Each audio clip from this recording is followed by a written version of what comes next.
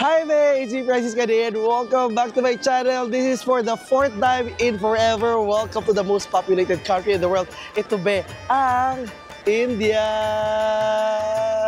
So kung ready ka na ba sa adventure this time, make sure you like and share this video. And ready, dahil mag-enjoy talaga tayo ngayon. Not once, not twice, not 3 times, but 4 times. So tara na be, let's go.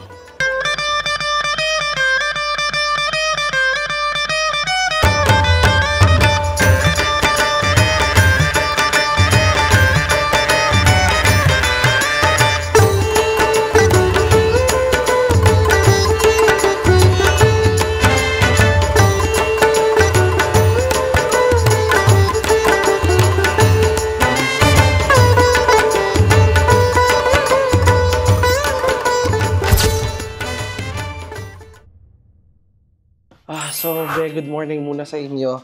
And dahil nandito tayo sa hotel at ang panahon ngayon ay, tignan nyo, makulimlim. Oo, sobrang makulimlim guys. So, dahil makulimlim, mag-breakfast muna tayo bago tayo magplano ng anong gagawin natin sa life.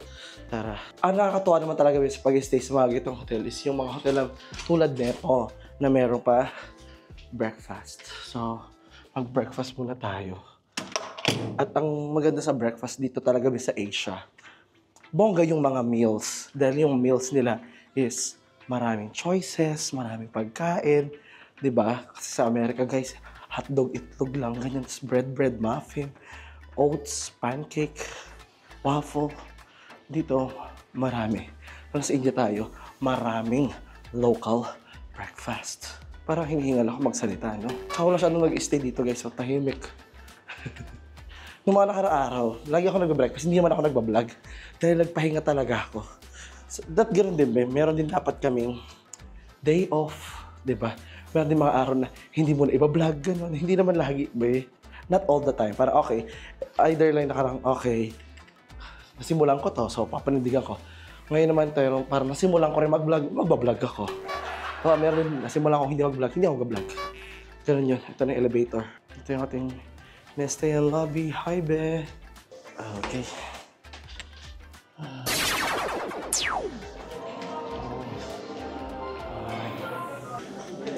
Ooh. We have hash brown. Merong grilled tomato and sauteed vegetables. Meron tayong sausage and bacon. Meron tayong bacon and boiled egg. And meron tayong chicken curry. So, kukuha na muna ako guys ng pagkain natin. Yung chicken curry nila dito, be, hindi siya yung natural na chicken curry. Hindi ito doon sa atin. Iba. So, kukuha muna ng pagkain ko dito guys. I'll see you later. Meron sila dito guys, gulab jamun. It's my favorite. Meron silang aloo bonda. Meron tayo ditong umpa. Ayan. At saka oatmeal porridge. Oh. Yung oatmeal, yung umpa parang rice, tapos yung oatmeal. Wow. So meron tayong cholar chana dal at saka aloo bhaji. Ito yung bhaji. Masarap to guys. Ito yung ayan oh. Ito ring chana, para naman tong ano, parang munggo. Oh, ito naman ponggal. Para siyang ano, para siyang lugaw. Para siyang lugaw. Okay. Meron din sila dito guys, mga bread. So, sumamahilig sa bread, eto na yun.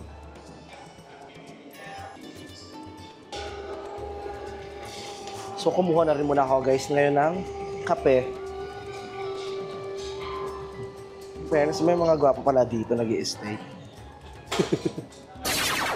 So ito guys yung breakfast natin dito. Meron tayong parang normal English breakfast. Meron tayong ito Indian breakfast pala ito.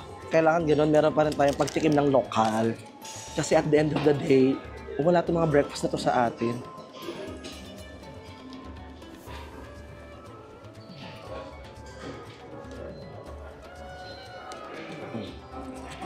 Actually, kung gusto nyo rin ng mga parang yung mga masala doon sa mga idli, pwede rin kayo mag-request dito.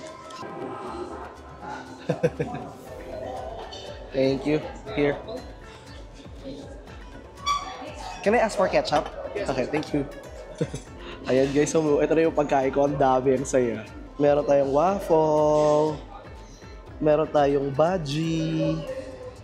Meron tayong bacon, hotdog, gulay. Ito, kamatis. Meron tayong egg. Maya-maya kuha na tayo ng mga additional pag nabawasan ko. So, tara, let's eat guys. Cute ng ketchup nila guys. So.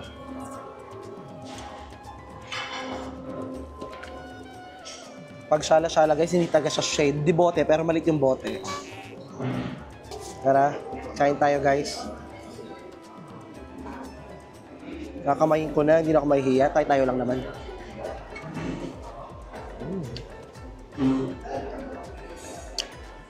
Kaya nakasama ng bacon. Omelette. Omelette with cheese. Naman hash brown.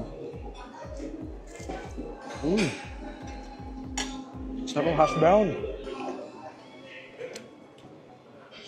Usually, mas maaga ako nag-breakfast dito. Mga 6:30 nagbubukas. 7 nandito na ako. Ang sarap ng hash brown nila.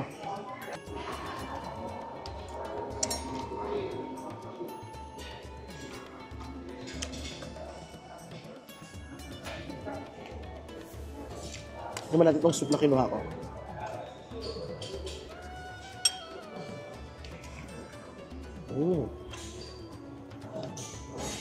Very strong yung lasa. Masarap siya sa ano. Masarap siya sa idli. Or masarap sa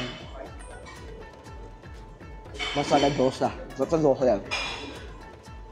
Very masala yung lasa ng soup.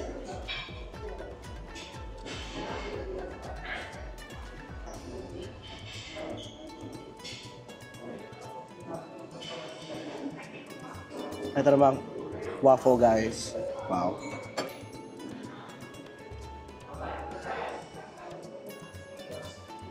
Wow.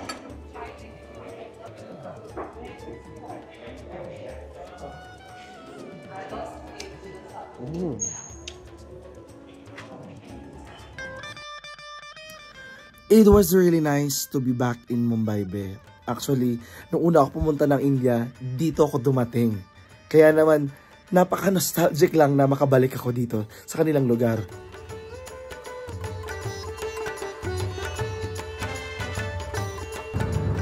Medyo mahaba may biyahe natin dahil sa traffic. Pero ito, tinatawid natin ngayon. Ito yung Lenking Bridge. Ito yung pinakamahabang bridge dito sa Mumbai.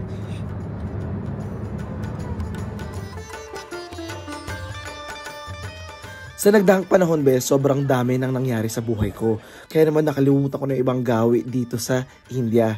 Nakalimutan ko na mas mabilis pa rin ang mag-trend kesa mag-Uber. Kaya naman na-traffic talaga ako ng malala. Though it's really nice to see again India and Mumbai. At syempre, be, sa pag-Uber ko naman this time, parang na-realize ko na marami pa palang part ng Mumbai at ng India ang hindi ko nakikita. Aminado naman ako ba na hindi Mumbai o India ang pinakamagandang lugar sa buong mundo. Maraming kalat, maraming basura, maraming kahirapan, pero hindi ko na maitatanggi na minsan dito ko na rin natagpuan ang mga tunay kong mga naging kaibigan. Sabi ko nga sa mga kaibigan ko, I will love India through and through dahil sa kanilang kultura, sa kanilang mga tao, at syempre sa unique nilang ganda na hindi mo mahanap sa iba.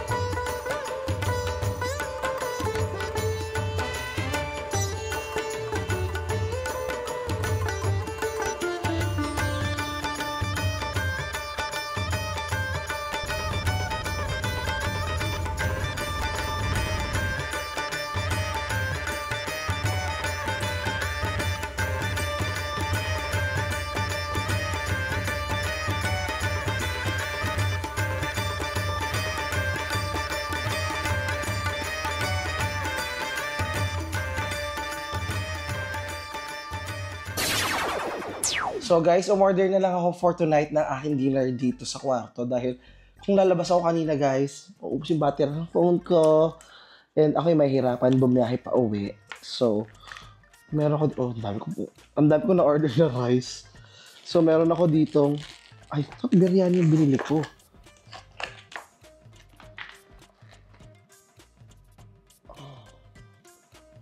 So, super pagod ako guys, antok na ako. Ang nabili ko pala, 2 jeera rice. Tingnan nyo. Super, parehong rice. Oh my God. Gano'n ka kaantok, Francis? Well, okay, kainin lang muna natin ito. Sige, dahil...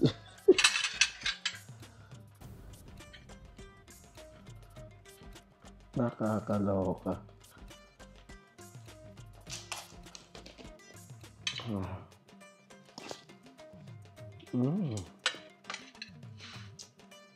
Ito yung gusto ko sa jeera rice, yung parang medyo mild lang siya. Ito naman guys, tandoori chicken.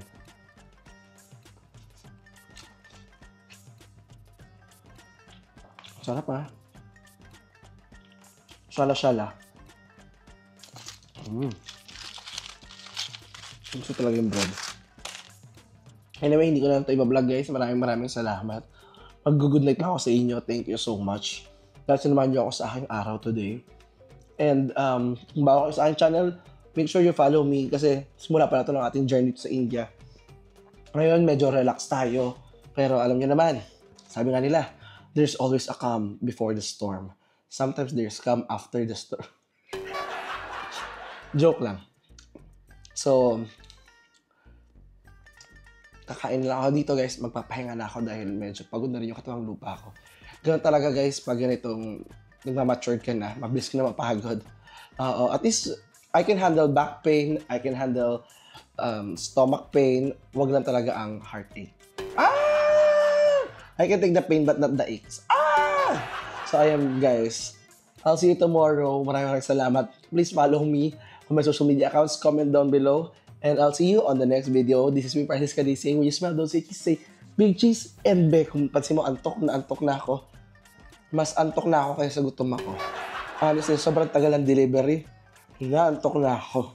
When you smell those cheese, say big cheese and don't forget to love yourself like someone you want to love because you deserve that kind of love. Self-love, yeah. Practice that. Huwag lang puro chika.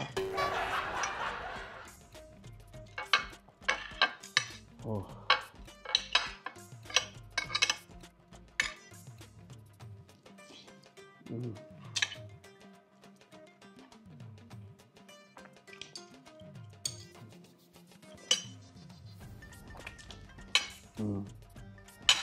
Bye-bye.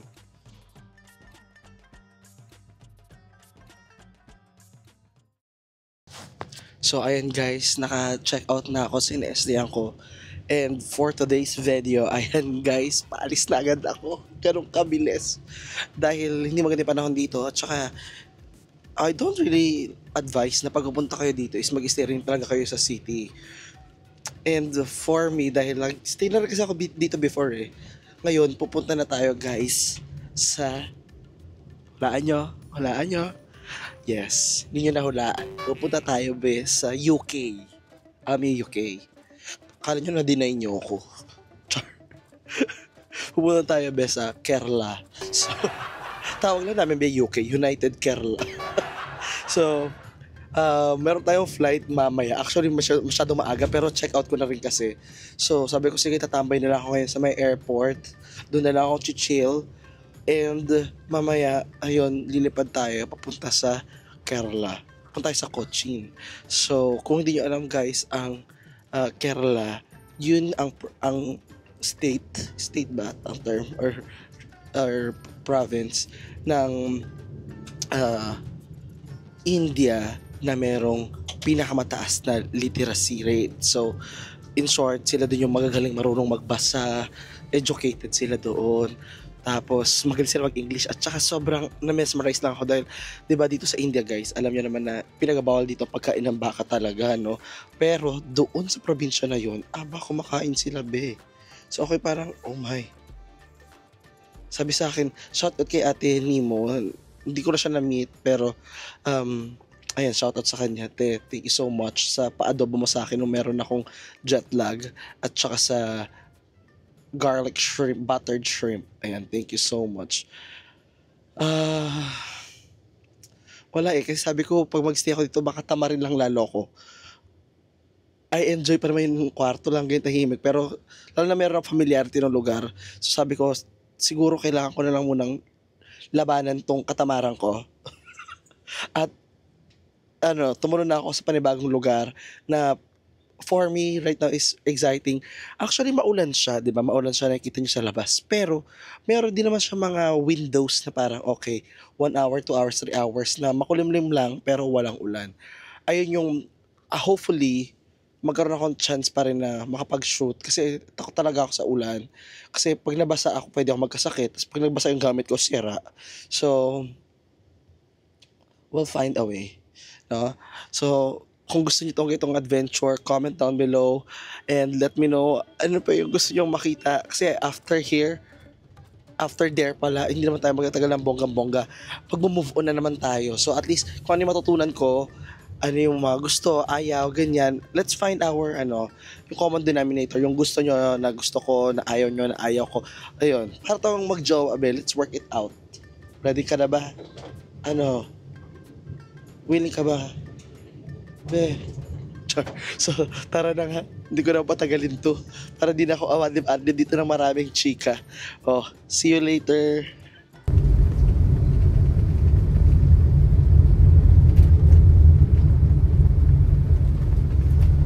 Kaya talaga ba yung India na India sa India?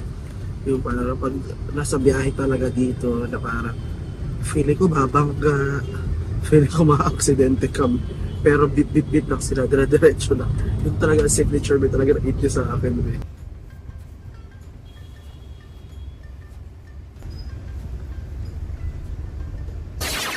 Buti na lang guys, maaga ako dumating dito guys sa airport. Kasi nakita nyo ba, sobrang dami ng tao. Hindi ko lang paano pumasok. First time ko lang nilipad guys ng locally sa loob ng India. Dati nagtitrend lang ako. Pero dahil ayokong mag-trend ng 34 hours. So mula Mumbai papuntang Kerala, it's like 34 hours train. So sabi ko, lilipad na lang ako. Total, dati naman akong manananggang. Sure. Sabi ko, lipad na lang tayo, be. Grabe. So, mabalita ko kayo later pagpasok kasi medyo mahaba yung pila. Baka pa ng daming tao.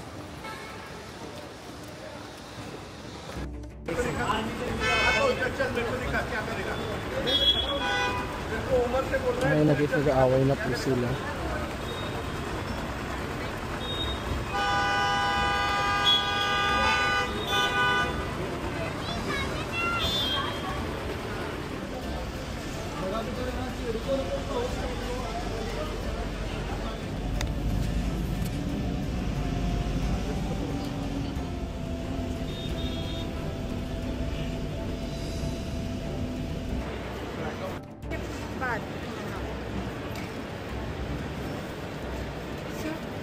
What Grab? Do you have your backpack with you? Your what? Backpack print? No, I don't have. No? You just have to go there. Uh-huh. Print the backpack.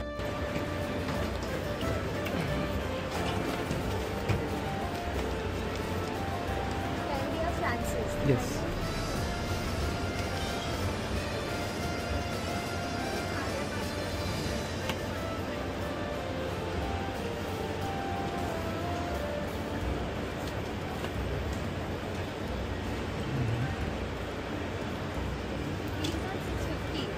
Sorry? 650 for threes. Yeah. So what time should I go back?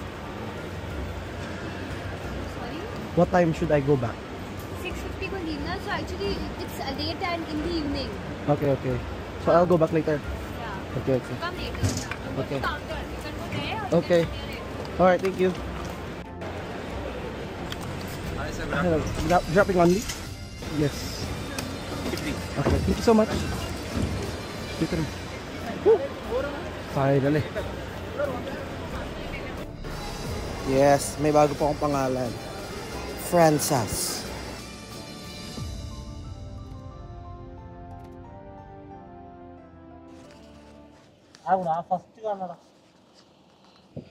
So, ayan guys, ito tayo ngayon guys sa Coach New. And it's another ilang minutong biyahe na natin papunta doon sa tutuluyan natin. Nakasakay na ako ngayon guys sa Uber. Talo pa ata sila.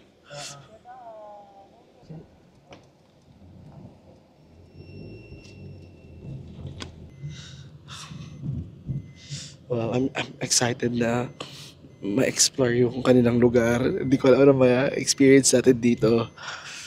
Pero, at least, it's a different vibe. It's a different, ewan ko. Oh, ayan tip. Pwede travel. Tapos pag nababore ka sa isang lugar, lipat lang. Ganon.